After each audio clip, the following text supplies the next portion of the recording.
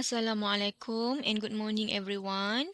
So let's continue with our class. So today we continue with the topic DSP structure. Okay class, DSP systems use a DSP processor.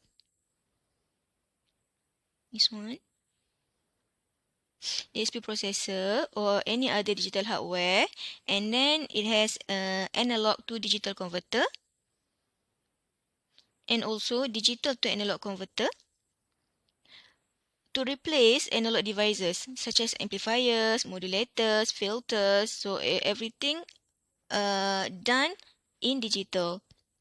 So this is the typical of DSP system.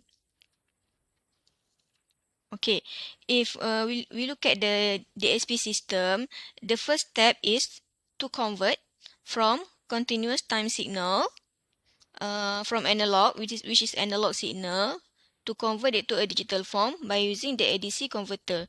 So, for example, here we have unfiltered analog signal like this. This is unfiltered signal. Okay, and then this unfiltered signal is analog and need to convert to digital form by using this ADC converter. So the sampling process is happen here. Sampling process is happen in ADC, and then the result is sample digitized signal. So this is the sample digitized signal. We call it as discrete signal. Discrete signal. This one is continuous time signal.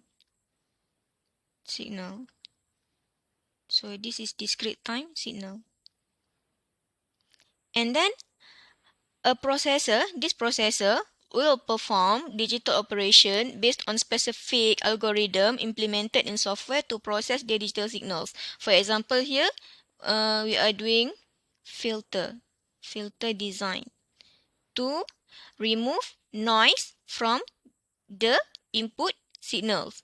So, and then the output of the digital signal is digitally filtered signal like this. So this one is the clean signal after filtering process, but it is still in discrete time signal. Okay, the output of the digital signal sometime may be converted back to analog form by using the DAC.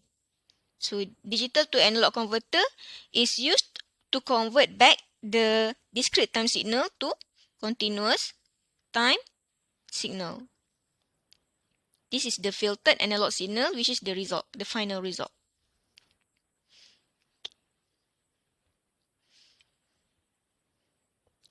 So this is the block diagram of a real-time digital signal processing system. So as you can see here, the analog input signal, analog input filter, sample and hold, analog to digital converter, and then the discrete time signal then will be input to the digital signal processor, which is DSP, and then digital to analog converter, DSC, and then the output filter, the output signal, and the analog output.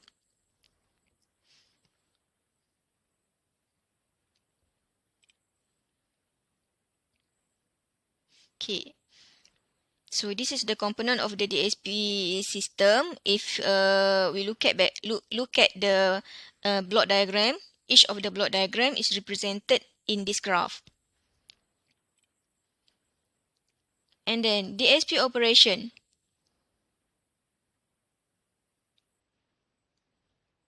Some of the examples of the DSP operation are elementary time domain operation, signal correlation, digital filtering, modulation and demodulation, discrete transformation from time domain to frequency domain, and vice versa, and multiplexing and demultiplexing.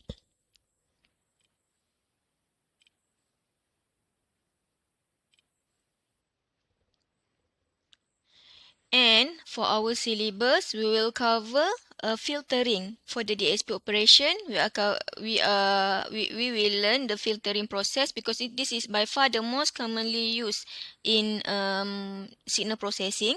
So filtering basically change the frequency content of the signal by removing certain frequencies from the signals. For example, we want to remove high frequency signal coming from noise, or low frequency signals, or band pass filter, which is the unwanted frequency signals coming in the middle of our information signals.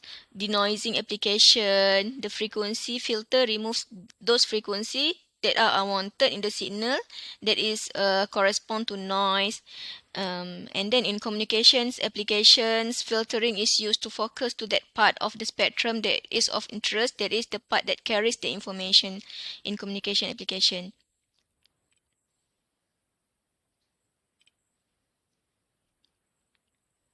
Okay, typically we have the following types of filter, which is low pass filter that removes high frequency and passes the low frequencies. High pass filter, okay, low pass filter, it looks like this.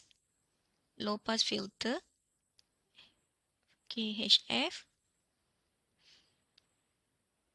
Okay, this is low pass filter, which is the allowed or passes frequency is the lower part. Let's say from 0 to 1 kilohertz. The rest will be removed. Hertz. Okay. High pass filter which remove low frequencies and retain high frequency. So like this. F, HF. So it will look like this. Okay. From 1 kilohertz. Band pass filter. Band pass filter, which is like this.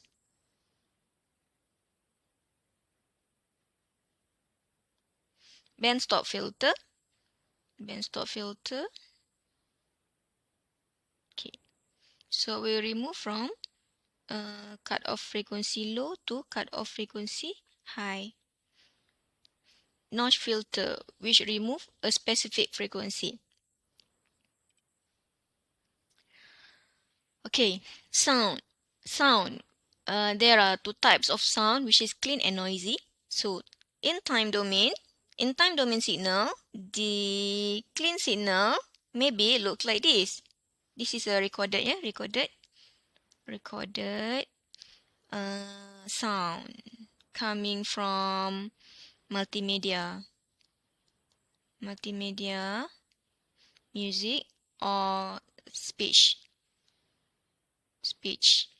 Okay. Clean and noisy will look like this. This is the noisy. So you can see the difference in time domain. In frequency domain, if you convert, how to convert from time to frequency domain? Okay. Convert to frequency domain. XT convert to XF, frequency domain. So by using Fourier transform or fast Fourier transform. So in frequency domain, the noisy signal, you can see that it has a high frequency. Okay, so this is the lower frequency.